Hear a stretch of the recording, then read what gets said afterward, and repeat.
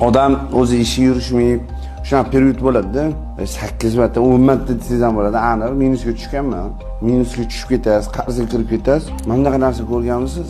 Hamma ko'rgan. Yoshlikda ragatka o'ynaganmisiz? Bundoq tortiladi, bilasizmi? Orqaga bundoq. Bu yana mana bu qarzga kirib, og'irlashyapti, lekin harakatni to'xtatmayapsiz. Tortyapsiz, qiynalasiz, keyin bitta qo'yib yuborasiz harakatni. Uchadi, to'g'rimi? Ana xuddi hayot ham shunga o'xshagan narsa-da. Yomon motivatsiya. Ochlik yomon motivatsiya. Qarzga kirish yomon motivatsiya. Agar o'g'il bo'ladi, shashti so'nmasa borim, qarz ham ta'sir qilmaydi. Harakat qilib bo'ladi, qarzga kiradi. Sababini qilish kerak, Allohdan so'rash kerak. Banda ixtibolo bermaydi.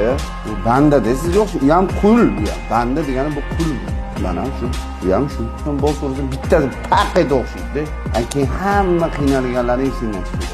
Shuning uchun depressiya qilish kerak, bosish kerak faqat. Bu boshqa narsa qirting. Ani og'aynisini maslahati-yu, sen bo'lmaydi, sen odam bo'lmaysan. Shu maktabda ham bilasizmi? Odam bo'lmaysan degan bolalar odam bo'lib ketdi. Ana a'lochilar hali ham 2 kere 2, 5 kere 5 deb yurganlar, to'g'ri hisob kitob qilganlar. Hali ham ko'p bizda ham a'lochilar hali ham birikki bo'lib yuribdi.